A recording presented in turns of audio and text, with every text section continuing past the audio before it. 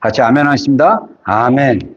자, 로마서 12장에 사도 바울께서 우리에게 하나님이 각 사람에게 주신 은사가 있다 그랬어요. 그래서 여기서 은사는 그 가르치는 거, 구제하는 거, 위로하는 거, 뭐 지도력 뭐 이런 것을 포함하지만 하나님이 주신 은사라는 이 언어는 선물의 의미가 있습니다. 여러분, 하나님이 우리 인생 가운데 주시는 선물들이 굉장히 많아요. 그래서 이러한 로마서 12장의 은사들, 그 다음에 고린도 전서 12장의 은사, 또 에베소서 4장의 오중직임과 또 그 은사, 이런 것들이 목적하는 게 뭐냐면 공동체, 교회 공동체가 하나님과 연결된 지체로서 서로 건강하게 예수 그리스도의 충만하고 장성한 그 분량까지 함께 성장하고 성숙할 수 있도록 우리를 이끌어가는 그런 하나님이 주신 우리에게 선물입니다. 그래서 은사뿐만 아니라 우리가 각자 타고난 성격, 이런 것들도 하나님이 선천적으로 주고 있다는 것이에요. 제가 예전에 은사에 관련된 얘기 좀 하면서 이렇게 자료를 찾아보니까요, 은사와 달란트 해갖고 이렇게 보면요, 은사는 성령님에 의해서 우리 성도들에게 각자 주어진 거다, 이렇게 얘기를 하고, 달란트는 타고날 때 우리가 타고난 어떤 능력과 어떤 재능 같은 것이다 하는데, 그것도 하나님이 주신 것이다 라고 얘기합니다. 우리의 타고난 성격, 타고난 어떤 것들은 다 하나님으로부터 온 거예요. 근데 이 하나님으로부터 온 것도 우리의 성격, 우리 인간은 다 고유의 성격이 있습니다. 그래서 우리가 다 지문이 있죠? 이 지문은 모든 75개의 인구, 지금 70억이라고 따지면 75개의 인구가 똑같은 지문이 같은 사람이 한 명도 없듯이 우리 각자는 다 독특한 하나님의 사람이라는 거예요. 근데 인간에게 하나님은 생각을 주시고 하나님과 같은 어떤 것들을 넣어주셨어요. 우리는 진화된 존재가 아닙니다. 원숭이가 나무에서 떨어져서 걷다 보니까 진화된, 그래서 인간이 된 그런 존재가 아니고, 우리는 하나님이 태어날 때부터 지성을 갖고 이성을 갖고 또 관계적으로 하나님과 관계적으로 살고 또 부부와 관계적으로 또 만물과 관계적으로 연결될 수 있도록 하나님이 우리를 그렇게 창조하셨다라는 것입니다. 그래서 놀라운 거는 우리가 제가 하나님과 연결되는 그 기도, 그래서 어제도 지난 주일도 제가 강조했지만, 기도는 단순히 하나님께 말하는 수준이 아니라 하나님의 관계 안으로 들어가는 게 기도다. 그래서 생각하는 것도 기도가 될 수 있고, 우리가 감정으로 느껴서 그것을 가지고 하나님 앞에 가져가는 것도 다 기도에 포함할 수 있다라고 이야기를 하는 것입니다. 근데 중요한 것은 뭐냐면, 인간 안에, 인간들은 이 바벨탑 사건 이후로 하나님을 모르고 흩어지고, 오직 이스라엘 민족만이 하나님이 계시적으로 이스라엘 민족을 선택한 민족으로 계시해서 계속 알려주셨어요. 그러면 나머지 이스라엘이 형성되기 전에 사람들과 또 형성되고 나서 나머지 나라의 사람들은 어떻게 하나님과 관계 맺느냐? 로마서 1장에 말씀하신 것처럼 이 자연 만물 가운데 하나님을 부인할 수 없는 신성과 하나님의 그 영의 어떤 나타남이 있다라는 거죠. 근데 크리스찬들이 하나님과 연결되지 못하는 게 너무나 많은 것을 제가 연결됐는데 연결된지도 모르고 살아가는 크리스찬들이 굉장히 많다라는 거예요. 제가 영성에 관련된 거를 혼자 이렇게 보다 보니까, 왜 우리는 이미 연결되고 그래서 하나님이 주시는 생명으로 살아가면 되는데 그 생명의 근원이 어딘지 모르고 살아가는 거예요. 마치 뭐가 같냐면요, 우리의 몸이, 우리가 아프고 너 힘들고 너 쉬어야 된다, 너 병이 들었다, 이렇게 몸이 신호를 보내는데 많은 사람들이 몸에 대해서 모르고 있어요.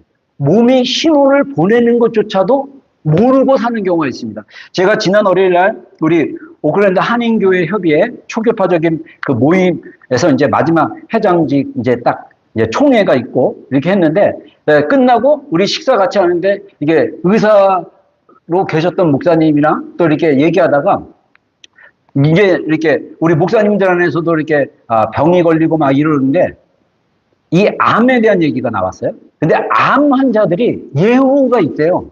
그러니까 몸에 암이 오면 그 목사님 뭐라 그러냐면 의사 출신의 목사님 뭐라 그러냐면 이게 제가 우리 안에 있는 몸은 자연적으로 암 유발 세포들이 막 나는데 우리가 건강하면 그거를 다 죽인대요. 근데 이게 스트레스를 받으면 자가 면역이 안 되고 그 다음에 여러 가지 우리 안에 자체적인 면역이 다 이렇게 무너지기 시작하면 암이 걸리기 시작한다는 거예요. 근데 몸이 신호를 보낸다는 거예요. 어디가 아프다. 제가 이렇게 기사 보니까 어떤 연예인이 진짜 1년에 며칠만 쉬고 열심히 일을 했대요. 근데 이 사람이 암에 걸린 거예요. 근데 제가 그거를 책에 쓴 거를 어떻게 썸머리 한 걸 제가 책을 통해서 이렇게 봤는데 뭐라고 그러냐면 이 사람이 인터뷰한 거를 이렇게 책에서 이제 자기 몸을 아는 거고 자기를 아는 게 되게 중요하다는 그 에세이를 소개하려고 그 연예인이 프로에서 나온 몇 개의 캡처를 보여줬는데 제가 그 캡처를 보니까 뭐라고 그러냐면 자기가 이 암에 걸려도 정말 모르고 살았는데 한 가지 이상했던 건 녹화하면 그렇게 졸더래요. 자기는 원래 그런 사람이 아니라고. 그러면서 자기가 정말 일을 열심히 하는 걸 자랑스럽게 여기고 가족이랑 여행을 가도 쉴 줄 모르고 그렇게 살다가 나중에 암이 걸리니까 자기가 내 몸에 대해서 몰랐다고 얘기합니다. 여러분 우리가 우리의 몸을 모르듯이 우리의 마음을 몰라요. 우리의 생각을 몰라요. 오늘 말씀에 뭐라 그럽니까? 하나님이 각 사람에게 주신 은사가 있다는 거예요. 믿음의 분량이 있다는 거예요. 그래서 너희가 어떻게 해야 되냐? 지혜롭게 생각하라는 거예요. 그래서 너희가 마땅히 생각할 그 이상의 생각을 품지 말고 그러니까 우리가 마음속에 담아둬야 될 그 리밋이 있는 거예요. 여러분 이것은 다른 말로 얘기하면 우리 몸의 한계 그리고 내가 어떤 일을 할 수 있는 능력 어떤 것을 수행할 수 있는 그 역량 이런 리밋을 정확하게 알고 인지하고 인식하고 지혜롭게 생각하는 게 굉장히 중요합니다. 제가 이 말씀 보면서 제가 옛날에 그 신학교 다닐 때 매 학기 등록금을 부모님이 서포트를 못 해줘가지고 제가 매 학기 등록금 할 때 제가 기도실에서 기도하다가 딱 생각이 났어요. 뭐냐면 제일 좋은 거는 제가 공부를 잘해서 전체 수석을 하면 신학과 전체 수석을 하면 전액장학금입니다. 근데 저는 저의 그 지혜롭게 생각했어요. 더 큰 이상을 품지 않았어요. 저의 생각을 딱 잘랐습니다. 나는 이런 가능성이 거의 없다. 그럼 어떻게 내가 이 등록금의 문제를 학교에서 뭐 활동하면서 할까 했더니 내가 학교에서 총학생회장을 하거나 뭔가 학교에서 주는 장학금을 받아야겠다 하다가 제가 기숙사 회장으로 출마해서 기숙사 회장이 됐을 때 전액 장학금 플러스 기숙사비 2학기 면제 플러스 총학생회장에게 주는 총동창 회장상까지 받았습니다. 할렐루야.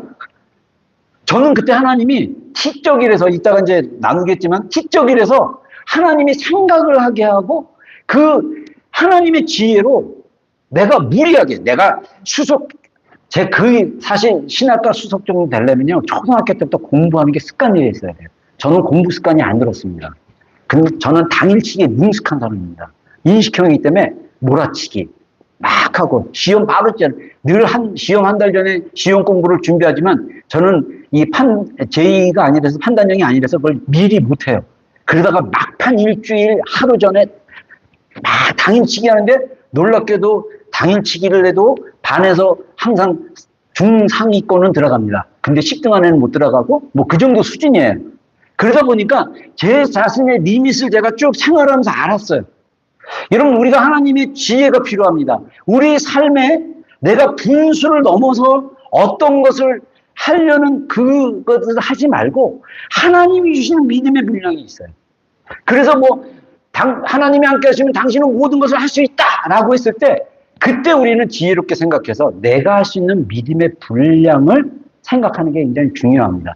그러면 나의 믿음의 분량, 내가 지혜롭게 생각하는 것 이러려면 내 자신이 어떤 성향이고 어떤 유형의 사람이고 이런 것들을 아는 게 되게 중요합니다. 아까도 얘기했지만 인간은 진화된 동물이 아니라고 그랬어요. 진화된 존재가 아니라고 했습니다. 인간은 하나님이 창조할 때부터 지식을 줬습니다. 그래서 놀라운 게 뭐냐면 이 어떤 유명한 그 학자가 얘기하는 게 인간의 마음 속에는 나침반 같은 게 있대요. 그래서 인간의 마음은 나의 에너지를 어디로 향해 쓸 건지, 어떻게 쓸 건지, 어느 방향에 있는지를 알 수 있도록 마음에 나침반이 있다고 합니다. 그래서 제가 나침반에 대해서 딱 보니까 이게 벌써 11세기, 서기 한 10세기에 중국 사람들이 벌써 그때 과학이고 뭐가 없는데 중국 사람들이 땅에 어느 사람이 우연히 이렇게 보니까 철을 발견하고 자석을 발견하고 그래서 이 자석이 남쪽으로 이렇게 쏠리는 것을 보고 신기하다가 어떤 사람이 나중에 중국 사람이 나침반을 11세기에 만들고 그게 아랍 상인이 실크로드를 통해서 보고 그것을 유럽에 전파를 해서 그 나침반을 통해서 이제는 유럽과 서양 세계가 배를 타고 갈 때 두려움 없이 나침반을 통해서 방향을 잡고 이렇게 갔다고 합니다. 놀랍지 않아요? 우리의 마음 속에도 나침반이 있어요. 우리의 마음 속에도 하나님이 우리가 스스로 지혜롭게 생각하면 내가 어떤 방향으로 가야 되고 어디를 향해야 되고 지금 내가 어디 위치에 있고 여기서 어떤 방향으로 나가야 될지에 대한 하나님의 생각을 준다는 거예요. 근데 이 지혜로운 생각은 반드시 무엇을 기억해야 되냐면 하나님으로부터 받았다라는 하나님이 준 게 있어요. 그게 뭐냐? 내 안에 나침반이 있는데 이 나침반이 사람들마다 다 다르게 작동할 수 있다는 거예요. 내가 누구냐에 따라. 그래서 아까도 그 미국 목사님이 설교할 때 천국은 하늘이 땅에 새하늘과 새 땅이 오듯이 이게 오는 거다. 그러면서 마지막 결론에 아들의 생명이 있냐 없냐로 이렇게 된다 그러는데 저는 거기다가 이것이 많은 사람들이 이런 설교를 듣게 되면 어떤 좀 이렇게 부담감이 있냐면 내가 구원의 확신이 있냐 없냐 막 이런 두려움이 있는데 그런 두려움에 살지 마시고 하나님의 생명인 그 에너지, 생명은 에너지라고 그랬어요.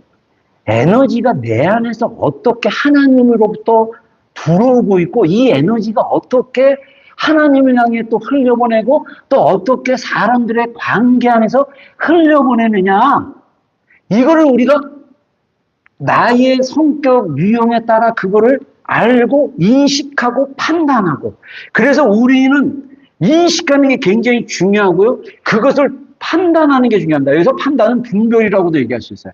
장성한 자는 단단한 식물을 먹는 자니 선과 악을 분별하는 자다. 그러니까 우리의 내면이 하나님이 이미 주신 우리의 온전한 그 모습 그대로를 우리가 인식하고 분별하기 시작했을 때 내가 나답게 살아갈 수 있다는 것입니다. 여러분, 영성가들은 어떻게 결론을 내린지 아세요? 이 땅에서 가장 영광스러운 하나님께 영광 돌리는 인생이 뭐냐? 나 자신으로 살아가는 거. 나 자신으로 나답게 하나님의 생명과 능력을 받고 하나님의 은사와 선물들을 가지고 풍성하게 나눠주고 사랑하고 축복하고 누리고 감사하고 사는 게 하나님께 영광 돌리는 거다. 그래서 이런 유명한 얘기가 있습니다.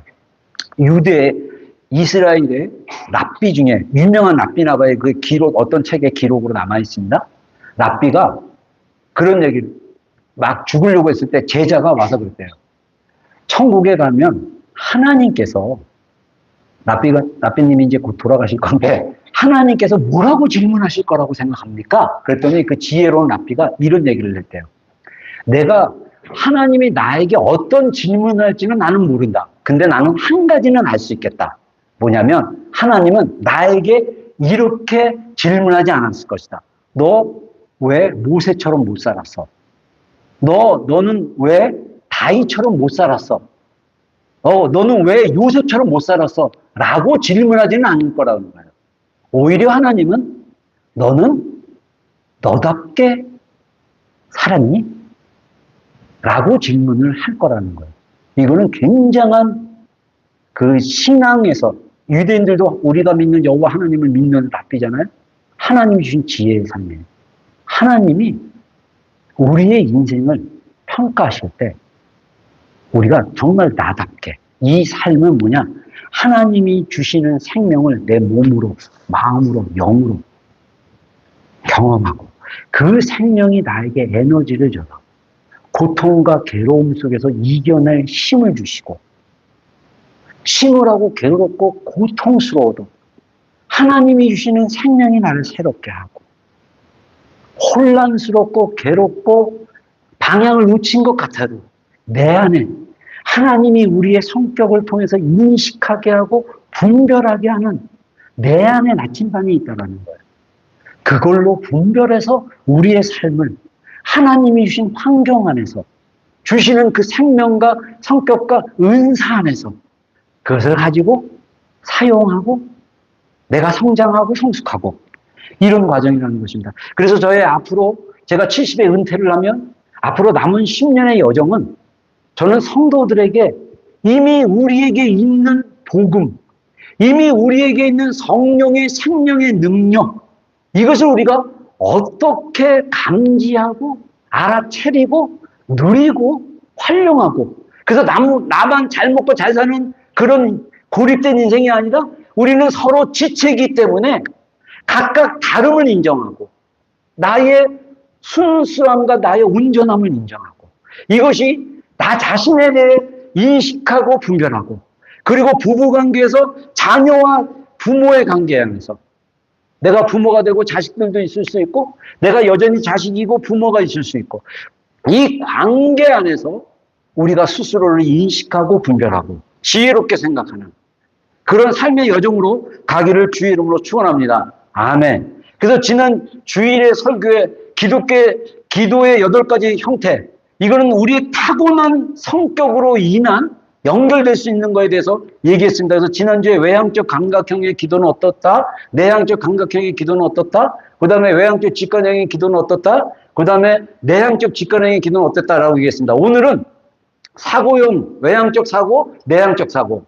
그 다음에 외향적 감정, 내향적 감정에 대한 네 종류의 기도에 대해서 한번 보겠습니다. 자, 외향적 사고의 기도. 자, 우리 하나님 말씀 읽겠습니다. 열왕기상 18장 36절, 37절 두 절 말씀 한 목소리 읽겠습니다. 시작.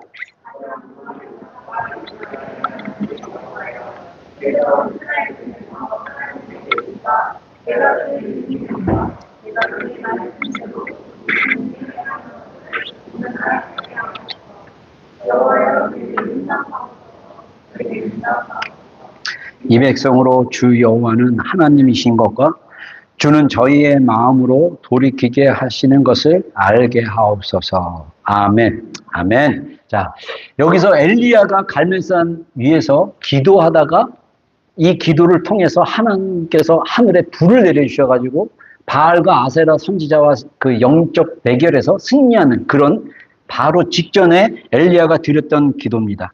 그래서 엘리야는 이 이스라엘 백성이 하나님이 하나님이신 것을 알게 해달라고 기도했습니다. 이런 기도는 외향적 사고형들이 자연스럽게 할 수 있는 기도의 스타일이다 이렇게 얘기할 수 있습니다.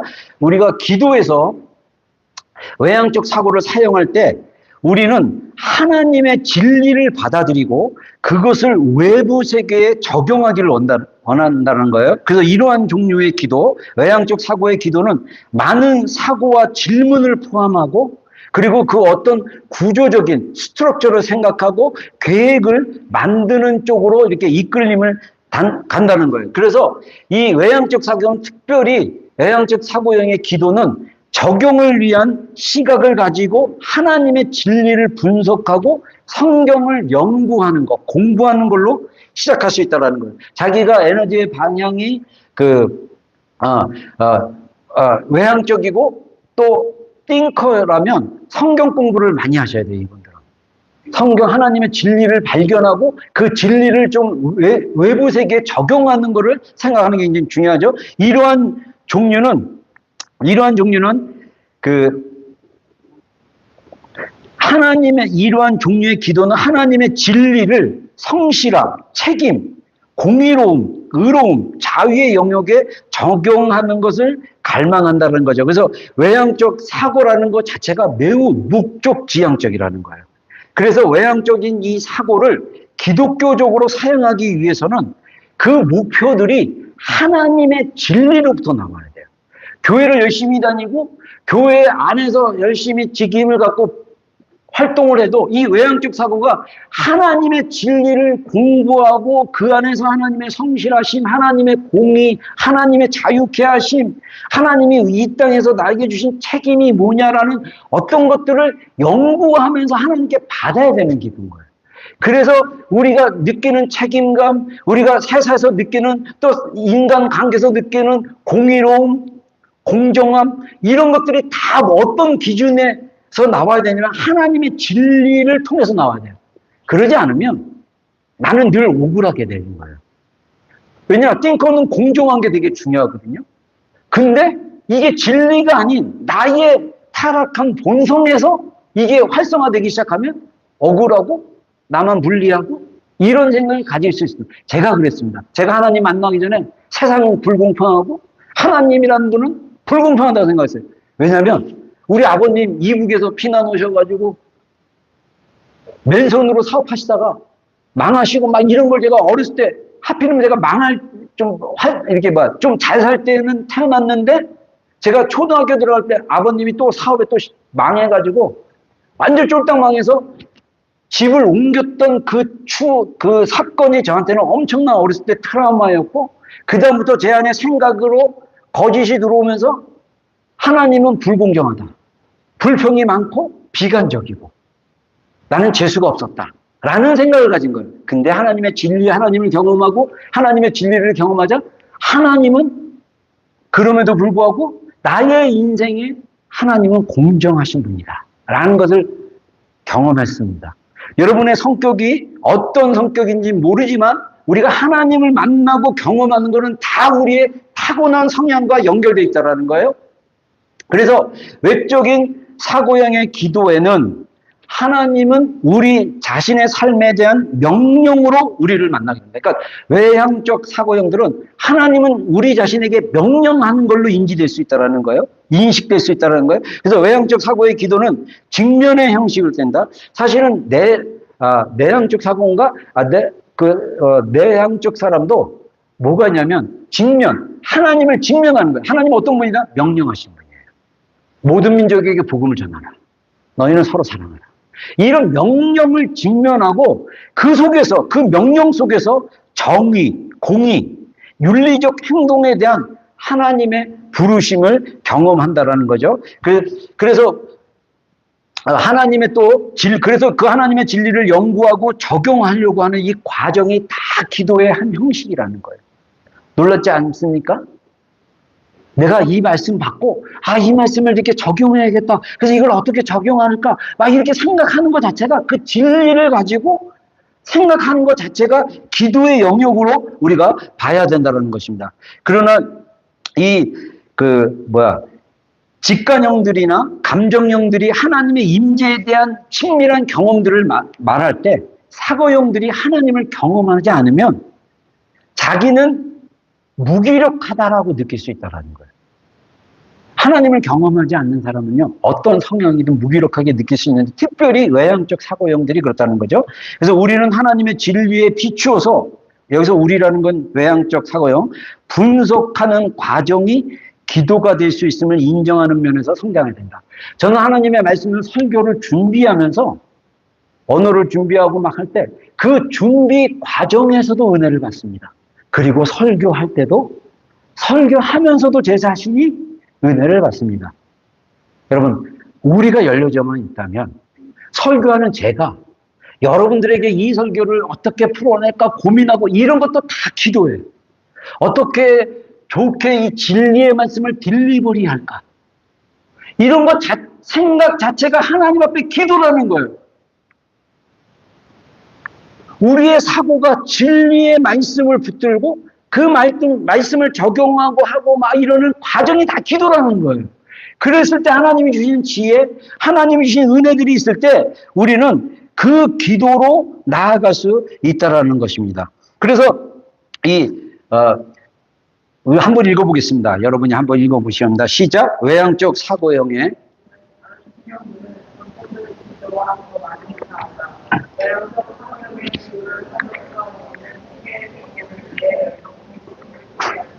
네.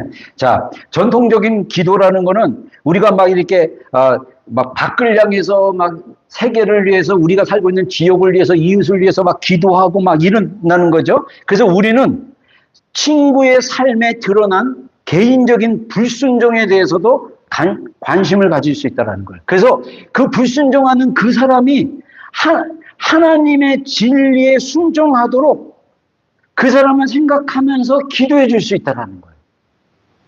아, 저 사람 불순종하고, 아, 저 사람 저렇게 힘들어하고 있구나. 이게 캐치가 되면 그걸 가지고 하나님 앞에 순종하도록 효과적으로 중보기도죠. 효과적으로 기도할 수 있는 것입니다. 그래서 우리는 계획과 프로그램, 하나님의 프로그램이 하나님의 진리와 우선순위에 대한 관심으로 더 나았음을 이 외향적 사고인들은 너무나 잘 알기 때문에 프로그램과 계획을 실행하기 위한 기도에 많은 시간을 사용할 수 있다. 그러니까 어떤 걸 계획하고 어떤 프로그램을 가지고 할 때 이게 단순히 교회 일뿐만 아니라 회사 일을 할 때도 외향적 사고형들이 그 어떤 계획들을 가지고 하나님의 진리를 가지고 어떻게 이것을 잘 실천해서 적용해서 우리 회사가 베네핏을 받고 또 이거 같이 일하는 사람들이 어떻게 효과적으로 이렇게 잘 도움이 될 수 있을까, 이런 마음으로 생각하고 기도하는 모든 것들이, 생각하는 것들이 다 기도의 영역 안에서 우리가 볼 수 있다는 거예요. 그래서 우리가 외향적 사고형의 기도를 개발하려면 이 외향적 사고형들은 기도문을 쓰는 게 큰 도움이 될 수 있다는 거죠. 그래서 그 기도문을 계속 이렇게 기도문으로 기도하면서 그 속에서 우리는 우리의 생각을 하나님 앞에 가져갈 수 있고, 생각들은 말과 구조화로 만들게 되고, 말을 쓰는 것은, 말을 하는 것은, 또 말을 쓴다는 것은 우리의 생각이 하나님과 대화하는 훈련과 구조를 제공할 수 있다. 그래서 이렇게 나의 생각을 이렇게 글로 쓰고 하는 것도 굉장히 중요합니다. 제가 군대에 있을 때, 저는 그때 내 성격이 하나도 파악이 안 됐을 때 일기를 그렇게 쓰고 싶더라고요. 근데 재밌는 게 군대 있을 때 원래 보안 문제로 일기를 못 쓰는데 저는 의무경찰이었기 때문에 그냥 자유롭게 글을 쓸 수 있었어요. 서울 시내에서 근무하고 그래서. 쓸 때 재밌는 사실이, 제가 그 일기를 쓰고 오늘 하루 있었던 걸 막 쓰면서 나겠는데 꼭 마지막에 하나님 오늘도 함께 해주셔서 감사합니다. 그리고 힘든 일 있으면 하나님 이것을 이길 수 있는 힘을 주십시오.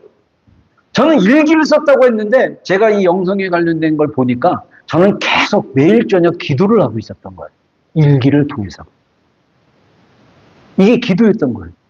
저는 교회에 앉아서 작정하고 예배 때 또는 시간 내서 기도하는 게 기도인 줄 알았더니 그게 아니라 저의 마음의 괴로움을 또 하나님께 도움을 구하는 것을 일기로 쓰는 것이, 그게 쓰는 것도 기도가 된다는 것입니다. 그리고 마지막으로 하나님의 진리를 세상에 적용하기 위해서 분석하고 구조화하는 이런 진리에 대한 우리의 생각을 하나님 앞에 가져가는 과정이 다 외향적 사고형의 기도의 열쇠라는 것입니다. 그래서 교회의 사역과 선교는 이러한 종류의 기도 없이는 존재하지 못한다. 그래서 외향적 사고형들은 같이 모여서 기도하고만 있다. 하나님이 주신 어떤 구조, 또 계획, 진리 가운데 깨닫게 되는 거, 이런 것들이 있으면 같이 쉐어링하고 같이 우리가 기도하고 하면 되게 좋겠죠. 그 다음에 두 번째로 내향적 기도의 형이 있습니다. 우리 말씀 한번 읽겠습니다. 시작. 오직 여호와의 율법을 즐거워하여 그 율법을 주야로 묵상하는 자로다. 그는 시냇가에 심은 나무가 시절을 쫓아 과실을 맺으며 그 잎사귀가 마르지 아니한 같으니 그 행사가 다 형통하리로다. 자, 내향형들이 잘할 수 있는 거는, 자연스럽게 내향이라는 것은 에너지의 방향이 내 안으로 들어간다는 거예요. 그래서 이 시냇가에 심은 나무가 안에 밖으로 오는 물이나 또 태양이나 이런 자연, 하나님이 선물로 주신, 나무에게 선물로 주신 그런 것들을 이렇게 빨아들이는데 어떻게 빨아들이냐? 자기 내면으로 가져가는 거죠. 그래서 내향적인 사고는 똑같이 사고형으로 목표 지향적이고 공의에 관심이 있고 어떤 그런 것들이 있지만, 이것을 또 안으로 들어갈 때는 기도가 조금 달라질 수 있다는 거죠. 그래서 내향적 사고형은 진리와 그것에 대한 신비함, 뉘앙스. 그러니까 우리의 내면은요, 정말 가려진 거기 때문에 내 내면이 발달할수록 어떤 것들, 정말 하는 것들이 미스테리한 거예요. 여기 신비한 건 딴 게 아니라, 뭐 이상한 게 아니라, 풀 수 없는 미스테리. 그리고 이 바이브 같은 게 있잖아요. 이런 것들을 우리의 내적인 그 사고로, 생각으로 우리가 감지할 수 있다는 거죠. 그리고 모든 가능한 연결된 그 개념들, 단어들, 그 의미가 뭔지. 그래서 제가 언어 해설로 설교하는 거 되게 좋아하잖아요. 그래서 카리스마, 카리마, 막 이러면서 이런 단어들을 가지고 생명, 조회에는 에너지가 있고 생명이 있고 막 이런 넓은 의미들을 가지고도 우리가 하나님과 함께 이렇게 마음을 깊이 할 수 있다는 거죠. 그래서 우리가 마음을 다해 주님을 사랑하고 뜻을 다해 기도하고 야곱이 하나님과 씨름했듯이 성경 말씀을 가지고 씨름할 때 우리는 내향적 사고형의 기도를 하고 있는 것이다. 모든 성격 유형들이 하나님의 말씀을 묵상하고 읽고 연구하는 것은 반드시 필수적인 거예요. 그러나 사고형들 같은 경우는 성경의 말씀을 좀 더 공부하고 그런 것들을 하는 게 굉장히 하나님과 더 깊이 연구될 수 있다는 거죠. 그래서 하나님의 말씀에 대해 묵상하고 단어, 개념, 의미를 탐구할 때 구조, 언어를 분석하고 그리고 본문의 목적과 적용에 대해서 끊임없이 질문할 때 우리는 내향적 사고의 기도를 사용하는 것이라는 거예요. 그래서 사실 내향적 사고형의 그 표식 사인 가운데는 질문이 많다라는 거예요. 그래서 많은 사람들이 기도는 질문들로 가득 찰 수 있다는 사실을 잘 알지 못해요. 우리는 내향적 사고형들은 특별히 질문을 통해서 답을 얻어야 됩니다. 하나님과. 그래서 내향적 사고형들은 하나님과 대면하는 기도. 아까 외향적도 그러지만 내향형도 마찬가지라는 것입니다. 우리 한번 읽어보겠습니다. 시작. 우리가 하나님과 대면하도록 해줄 수 있다. 왜냐하면 우리가 정직하게 질문하기 때문이다. 이러한 종류의 기도는 직면의 형식을 때문이다. 우리는 하나님께 질문하고 하나님은 우리에게 대답하신다. 자, 그래서 내향적 사고형을 가진 사람들은 하나님 앞에 많은 질문들을 할 수 있어요. 성경을 읽으면서 질문했으면 좋겠고요.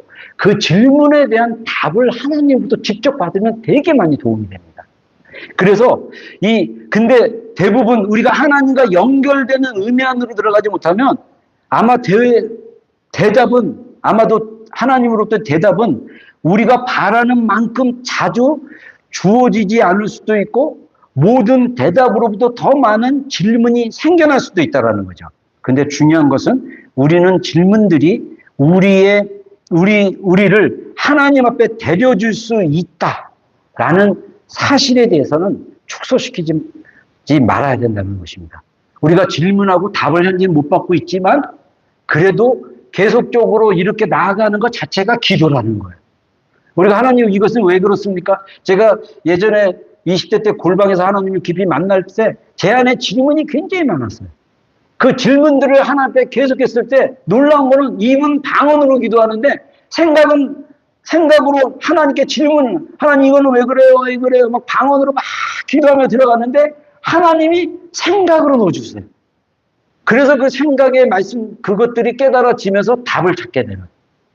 그래서 이게 사고형뿐만 아니라 감정형도 그렇고 감각형도 그렇고 직관형도 그렇고 모든 우리 존재는 우리는요 하나님과 이렇게 하나님께 질문하고 나갔는데 특별히 내향적 사고형이 더 그런 것이 있다라는 거죠. 그래서 이러한 종류의 기도를 한다는 거예요. 그래서 또 내향적 사고형은 어떻게 할 수 있느냐?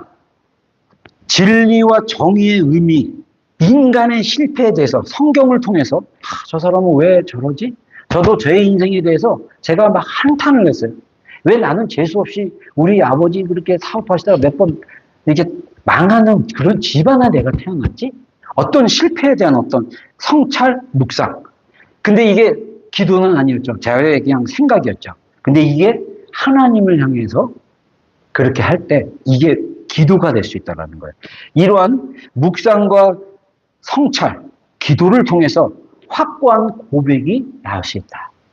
모든 것이 하나님 주신 건데 내가 인간적으로 이렇게 살려고 노력하고 애쓰며 살았구나 라는 것들을 깨닫게 되면 다 이게 기도에서 우리가 답을 얻는 걸로 이해할 수 있다는 거죠.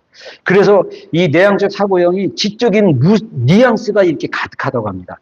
무수한 질문으로 이끌려가는 진리에 대한 또 어떤 공의에 대한 자유함에 대한 이런 주제들에게 많이 이끌린다고 합니다. 그래서 이런 것들이 막 내 내면에 이렇게 나올 때 깊은 기도로 들어갈 수 있고, 그래서 우리의 신앙이 피상적이고 표면적이 되지 않도록 더 개인적인 하나님과의 관계 안에 들어갈 수 있도록 도움을 준다. 이렇게 얘기할 수 있습니다. 자, 이번에는 외향적인 감정형. 자, 그래서 우리가 말씀 보겠습니다. 시편 한 절 말씀 시작. 여호와께서는 만유를 선대하시며 그 지으신 모든 것에 긍휼을 베푸시는도다. 자, 만물 지으신 모든 것 그 안에 감정형은 뭐를 발견하냐면 하나님의 긍휼하심, 하나님의 선하심, 그 감정을 느끼는 거예요. 제가 보니까 이 띵커들이, 저는 띵커입니다. 외향적 사고형인데, 띵커들이 감정이 완전히 망가지거나 이렇다고 생각하면 완전 오산입니다. 띵커들은요, 감정을 이해한 다음에 느낄 수 있어요. 감정형들은 감정을 경험하는 거예요. 이게 프로세싱이 다른 거예요. 그래서 제가 띵커형이고 직관형임에도 불구하고 초외향적인 사람이었음에도 불구하고 기도하다가 하나님의 말씀이 진리가 제 안에서 이해되기 시작했을 때 제가 그 놀라우신 하나님의 사랑을 경험하기 시작한 거예요. 그러니까 띵커형들은 말씀에 대한 이해가 반드시 필요하다는 거죠. 감정형은 오히려 그 반대로 이 말씀, 그 감정적인 어떤 것들을 그대로 경험할 수 있다는 거예요. 그래서 외향적 감정형은 지지, 격려, 동정, 따뜻함, 성실함으로 다른 사람들과 관계를 형성하려고 합니다. 그래서 우리가 외향적 감정형이 기도에서 그런 특성들을 기도로 가져와서 사람들을 위해서 그들과 함께 기도하고 하나님께 그들에게 가장 좋은 것을 구하게 된다는 거예요. 그래서 타고난 외향적 감정형들은 사람들을 지지하고 격려하고 따뜻하게 대하고 이래야 되는데, 만약에 이게 없고 차갑고 매정하고 나는 원래 타고난 게 감정형이고 에너지가 밖으로 향하기 때문에 막 보면 막 불쌍히 여기고 막 도와주고 싶고 막 이런 착한 마음이 막 살아나야 되는데, 외향형 감정임에도 그런 게 살아나고 있지 않다면 하나님이 순수하게 창조한 하나님의 형상, 그리스도의 형상으로 창조한 실제가 포메이션 안 되는 거예요, 이게.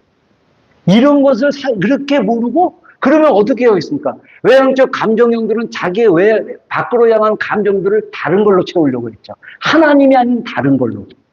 여러분, 우리가 자기를 인식하고 그리고 이것을 판단하고 분별하는 지혜가 굉장히 중요합니다. 여기서 믿음의 분량이라는 것은 저는 은사의 영역도 있지만 내가 나의 성격이 외향적 감정형이다. 내 안에는 다른 사람을 향한 따뜻한 지지와 격려와 동정, 불쌍히 여김과 이런 것들이 풀어져야 진짜 생명으로 하는 거예요. 그래서 예수님이 말씀하셨잖아요. 받는 것보다 주는 것이 복되다. 이게 사실은 외향형들이 누려야 될 축복입니다. 많이 줌으로써 더 기쁨을 누릴 수 있어요. 우리는 받을 때만 뭔가 기쁠 수 있다고 생각하는데, 여러분, 하나님의 은혜와 사랑은요, 받을 때 어마무시합니다. 근데 그 어마무시한 그 기쁨과 즐거움은 성격 유형, 외향형들은 반드시 그게 밖으로 표출되고 풀어졌을 때 진짜 그 사랑이 계속적으로 이어지고 있는 것입니다. 그게 정말 하나님이 나의 깨지고 이그러진 그 형상, 상처받음으로 소극적이고 그 격려하고 이런 것에 소극적이고 그런 어떤 것들을 넘어설 수 있도록 하나님이 우리를 고치고 변화시키고 치유하시고, 그래서 우리는 계속적으로 치유가 필요하고요. 우리는 계속적으로 변화돼야 되고요. 그래서 우리는 계속적으로 성장하고 성숙해져야 됩니다. 우리 교회의 그 여정 안에서 여러분 이 성숙과 성장으로 나아가기를 주의 이름으로 축원합니다. 그렇게 하나님이 우리를 이끌고 계시다는 것입니다. 그래서 그 사고형의 기도는 성경 공부, 성찰, 분석, 그 기도 형식으로 이해하는 것이 중요하고, 우리는 중요하듯이 사고형들은 뭐 공부하고 성찰하고 분석하고 이것이 중요하듯이 감정형은 우리는 또한 격려의 말, 실제적인 돌봄의 행위와 같은 외향적 감정의 행동을 기도로 볼 수 있다. 그러니까 외향적 감정형들이 다른 사람들을 위해서 따뜻하게 돌보고 지지해주고 격려해주고, 이게 뭐라고요? 기도라. 여러분의 말로 좀 얘기해 주세요. 네? 자, 이게 뭐라고요? 기도다. 기도가 외향적 감정형은 딴 게 아니에요. 따뜻하게 격려해주고 지지해주고 돌봐주고, 이게 기도라는 거예요. 놀랍지 않아요? 물론 우리가 어떤 단계에서는요, 골방 기도가 반드시 필요합니다. 하나님과 직면하고 골방. 여러분 제가 골방 기도 가야 된다고 얼마나 강조를 했습니까? 예전에 어떤 형제가 자기가 골방에서 기도하는데 하나님이랑 연결되지 못한다 그러면 저는 또 그때 무식해가지고, 야, 하나님은 너를 너무너무 만나기를 원하시는데, 근데 우리 옛날에 그 시티에 그 공간에서 있을 때 우리가 각자 키 가지고 마음껏 와서 그냥 룸에 들어가서 막 기도하고 막 그랬잖아요. 그랬을 때 막 1시간 부르짖었대요. 근데 하나님과 연결되지 않는 그런 마음이 있다라는 거예요.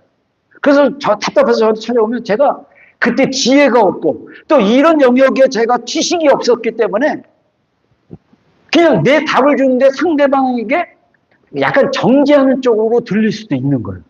근데 저는 확실하게 맞는 얘기를 했거든요. 하나님 만나고 오기를 원하시는 분이야. 근데 네가 좀 문제가 있는 거 아니니? 그 왜 그럴까? 나는 됐는데? 제가 왜 그럴까? 나는 됐는데 왜 안 될까? 이거 고민하다가 원래 영성을 공부하려고 했는데 이거 고민하다가 해서 이제 이해가 되는 거예요. 지금 다시 얘기한다면 그 사람의 성격 유형을 이해해주고 이런 방식이 있다고 하더라. 이런 방식으로 하나님 앞에 이렇게 한번 해봐라 라고 구체적인 방법을 제시해 줄 수 있을 것 같아요. 할렐루야. 그래서 제가 오늘 이런 마음이 들었어요. 오면서 연말 우리 이제 막 벌써 이제 분위기가 이제 우리 이제 학교도 그렇고 애들 학교도 그렇고 직장도 그렇고 막 연말 분위기 확 나잖아요. 그리고 연초하면 막 보통 한 달 정도 막 축제 분위기, 노는 분위기 막 나는데 이때 양육을 좀 해줘야겠다. 시간 많을 때. 근데 억지로가 아니라 원하는 사람들. 그러니까 줌이 요즘 좋더라고요. 제가 올해 사실 줌을 가지고 내 마음의 벽 그 책을 가지고 책을 두 팀을 좀 가지고 책을 찧었어요. 그리고 또 예전에 줌으로 성역 공부하고 막 그랬는데 저도 보니까 요즘 이제 막 밖에서 만날 장소도 막 마땅치 않고 막 그래가지고 줌으로 해도 충분히 되고 개인적으로 해도 되지만 제가 시간이 한정이 돼 있으니까 제일 좋은 건 2명씩 또는 몇 명씩 여자 남자 이렇게 따로 해서 이렇게 하고, 만약에 여러분들 제가 이 설교 하는 거 성격 유형과 그 다양한 기도, 그래서 자기 것을 더 찾고 실습하고 싶다 그러면 제가 자료가 있어요. 저한테 요청을 해도 좋고요. 제가 또 노티스로 여러분들에게 이렇게 올리면, 모집을 하면 여러분들이 딱 들어오셔서 그 시간대 우리가 또 더 깊이 할 수 있고, 제일 좋은 거는 다른 성향보다는 자기가 원하는 성향 이렇게 하면 좋을 것 같기도 하고, 그런 생각이 좀 들었습니다. 그리고 또 이렇게 성경 묵상으로 더 하고 싶으면 또 성경 묵상할 수 있는 사람도 이렇게 연결하고, 이렇게 해서 우리가 좀 이렇게 양육을 더 이렇게 좀 자기를 알아가고 인식하고 하나님과 더 연결돼서 우리 안에 하나님이 주신 그 생명, 성령을 통한 생명들을 더 이렇게 알아가고 배워갈 수 있도록 우리가 하는 게 중요하겠다, 이런 생각이 듭니다. 동의하시면 아멘 하시기 바랍니다. 이쪽 동네가 잘 안 들린 것 같아요. 뭐라고요? 아멘. 네, 아멘. 우리 더 이렇게 너무 많이 먹고 막 이렇게 하지 말고 막 풀어줘서 막 그렇게 살지 말고 우리 좀 이렇게 더 자기에 집중하고 더 하나님과 연결되는 것들을 더 개발하고 이렇게 했으면 좋겠다는 마음이 듭니다. 자, 그래서 그래서 이 실제적인 행동으로 기도할 필요가 있다. 그래서 제가 여기 있네. 예를 들면 외향형적 감정형들이 그 왜 개인들을 돌보셨을 때 그리스도의 인격적인 돌봄에 대해서 이렇게 묵상하면 되게 좋아요. 그래서 예수님께서 사람의 마음의 의도를 간파하시고 모든 선한 행동들을 격려하시고 사람들을 지지해 주시고 그 예수님을 따랐던 그들이 사랑받고 있다는 걸 느껴지도록 했던 그 방식.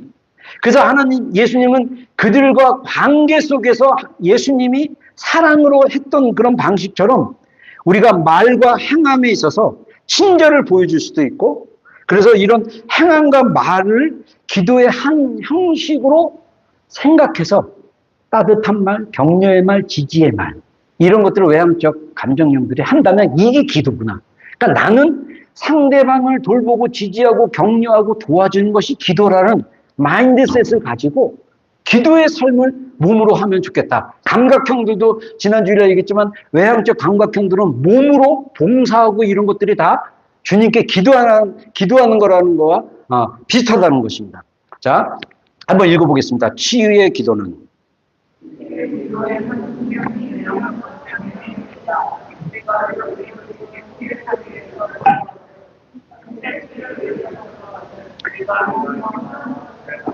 기도하시도록 능력을 주시는 놀라운 긍휼과 자비의 파도를 경험할 수 있게 해주는 것은 외향적 감정이다. 야, 우리의 그 성격, 이 8가지 성격 유형으로 봤을 때 외향적 직감과 외향적 감정형이 하나님이 주신 치유의 은사와 연결되어 있다는 거예요. 치유의 외향적 직감형 저 같은 사람은 믿음으로 하나님이 치유하실 것을 믿고 기도하고 외향적 감정형은 감정을 가지고 그들의 아픔을 공감하면서 지지하면서 기도하는 저희 어머니는 제가 볼 때는 외향적 감정형이었어요. 저희 아버지는 내향적 사고형이었어요. 우리 아버지는 굉장히 내성적이었거든요. 근데 저희 어머니가 예전에 제가 전도사절에 이렇게 얘기할 때 어머니하고 그런 거예요. 어머니가 약간 치유의 은사가 좀 있으셔가지고 그 아픈 사람을 위해서 기도하는데 그렇게 구역질이 난다는 거예요. 우리 어머니는 외향적 감정형인데 그 사람의 아픔을 이렇게 감정에서 감각으로 이렇게 끌어가지고 막 그래서 저는 그 얘기를 했을 때 신기하다. 이렇게 아픈 사람을 위해서 기도하는데 어떤 냄새 같은 게 이렇게 느껴져서 이렇게 기도하나 보다. 이렇게 생각을 했습니다. 여러분, 우리가 정말 치유는요, 은사하면서 믿음입니다. 우리가 믿음으로 선포하고 하나님의 말씀의 실제가 우리 가운데 믿어지기 시작했을 때 그 말씀이 겨자씨 그 하늘처럼 우리 마음속에 그 치유되는 몸이나 마음속에 딱 심겨졌을 때 그게 믿음으로 역사하기 시작했을 때 자라면서 치유가 회복이 되는 것이기 때문에 이 외향적 감정형들이 치유 쪽으로 은사가 열려질 수 있는 굉장한 것이라는 거죠. 그래서 외향적 감정형이 이 다정하게 되기 시작하면 기도회를 할 때 그 기도회를 아주 부드럽고 적절하게 만들 수 있고 외향적 감정이 그 다른 사람에게 일어나는 일에 깊은 관심을 가지고 기도로 이렇게 반응하게 된다. 자신이 외향적 감정이다. 그럼 다른 사람이 일어나는 일들을 기도로 반응하고 이렇게 감정으로 이렇게 공감하고 하는 것도 다 기도라는 것입니다. 그래서 이 하나님이 이렇게 인도하시는 그런 역사 안에서 진짜 우리가 나가야 됩니다. 자, 이제 외향적 감정형의 기도는 또한 우리가 정서적이고 진심에서 우러나오는 방식을 하나님과 교통할 수 있도록 정서적이고 진심으로 이렇게 연결되는 감정으로 하나님과 교통할 수 있다는 거죠. 그래서 외향적 감정은 기도하는 사람들이 하나님과의 친밀함과 우리의 목자의 친절한 돌봄에 대해서 감사하고 창조주의 마음 깊은 곳에서 교통을 반영하는 그런 찬양으로 드려질 수 있다는 것입니다. 그래서 사실은 여러분들 우리가 찬양하는 것도 우리 마음 안에 있는 내면의 것과 연결되어 있습니다.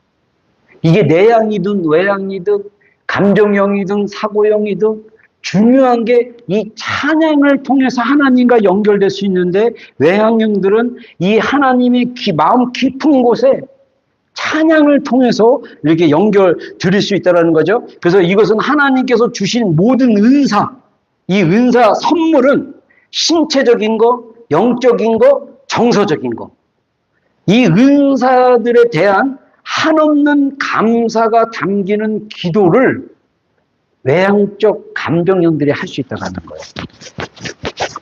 하나님께서 우리의 삶을 품어주시고 인도하시는 그 하나님을 상상하면서 우리 자신을 하나님의 손에 맡기는 그런 깊은 신뢰의 기도 안으로 들어갈 수 있는 게 또 외향적 감정형이라는 거예요. 사실 신뢰 문제는요, 모든 성격이 다 연결되어 있어요. 근데 중요한 건 특별히 외향적 감정형들은 이런 것들을 염두에 두고 기도를 하면 되게 좋다는 거죠. 자, 성경의 관계의 이미지들의 외향적 감정형들이 주목하고 말씀을 묵상하고 기도할 수 있다는 거예요. 그래서 이런 이미지들을 가지고 기도할 때 도움이 된다는 거예요. 집을 나가서 거지가 돼서 돌아온 그 아들을 사랑으로 포옹하시는 아버지 하나님, 그리고 목자이며 친구이신 예수님, 매일의 삶 속에서 우리의 위로자 되시고 동반자 되시는 성령님, 이런 이미지들을 가지고 기도한다라는 거예요. 그래서 요한복음 14장에서 17장에 특별히 예수님께서 아버지와의 친밀함을 얘기하고 있습니다. 여러분, 우리가 부모들과, 우리가 하나님이 부모님을 통해서 현재 우리가 만든 거는 하나님의 천륜, 하나님이 맺어준 인간의 그 연륜이라는 거예요. 이거는 끊을 수 없는 천륜이에요. 내가 육신의 아버지와 어머니를 부인할 수 없어요. 그러나 우리가 거기서 친밀함을 누리지 못했을 때 대부분 우리가 하나님과의 친밀함에도 많은 문제가 있다라고 기독교 상담자들이 얘기하고 있고, 영성가들도 그 육신의 부모와 치유되지 못하는 그 상처와 이런 거리감 때문에 우리가 하나님의 관계의 깊음 속으로 들어가지 못하고 있다는 거예요. 그러려면 먼저 나 자신의 성격이 하나님으로 인해서 말씀 묵상을 통해서 기도를 통해서, 기도는 하나님의 관계 안에 들어가는 거라고 그랬어요. 그래서 몸으로, 감각형들이 몸으로 봉사하고 하나님과 연결되고 기도 안으로 들어가고, 그 외향형들이 사고하고 공부하고 연구하고 진리를 탐구하고 적용하려고 하고, 내향형 사고형들이 질문들을 통해서 답을 얻으려고 하고, 이런 모든 과정들이 하나님과 연결돼서 이렇게 했을 때 우리가 이 외향적 감정형들은요, 특별히 하나님을 깊이 신뢰하는 그 기도 안으로 들어가야 돼요.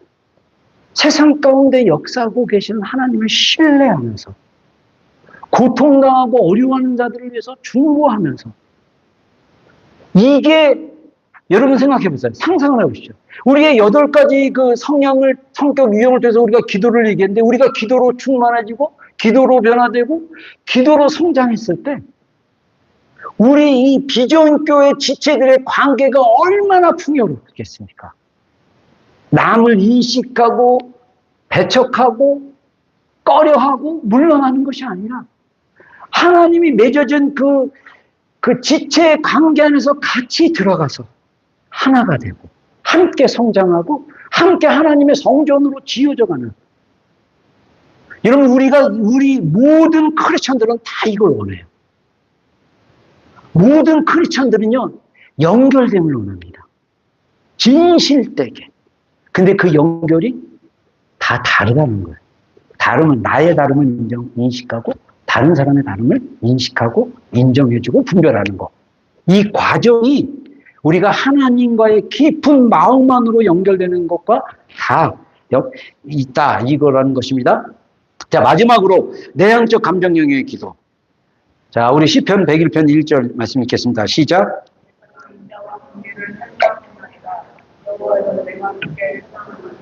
네. 인자와 공의를 찬송. 하나님의 공의로움은 이제 인자, 그 하나님의 선하심을 창의하는 거죠.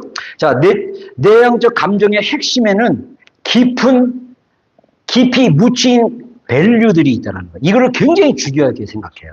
그래서 이러한 가치들은 내향적이기 때문에 세상은 그것들을 보지 못할 수가 있다는 거예요. 그러나 그 내향적 감정령들이 가지고 있는 깊이 묻힌 그 가치들을 통해서 사람과의 관계, 하나님과의 관계가 형성된다는 거예요.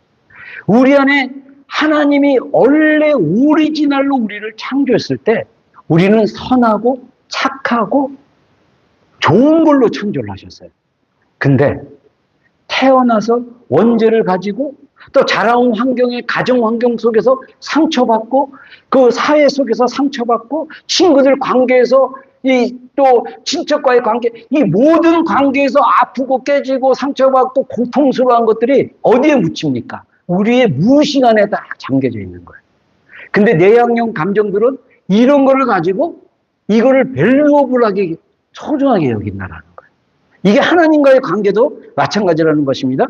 그래서 이 사람과의 관계, 하나님과의 관계, 하나님과의 관계와 사람과의 관계가 계속 내향형 감정형들이 힘들어하고 고통스러워하는 것은 다 그 안에 뿌리가 내 안에 묻혀진, 깊이 묻혀진.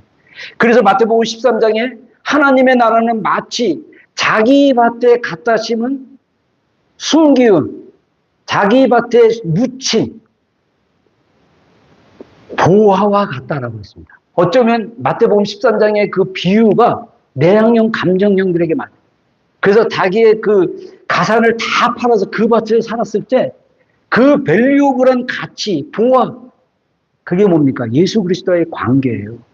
여러분, 하나님이 우리를 얼마나 사랑하시고 예수 그리스도를 통해서 그 사랑을 이미 증명해 보인, 이미 나타내 보인 그 사랑을 우리가 소중하게 발견되어졌을 때 우리는 다른 관점으로 다른 관계 안에서 사람과 하나님과의 관계를 맺어갈 수 있다는 것입니다.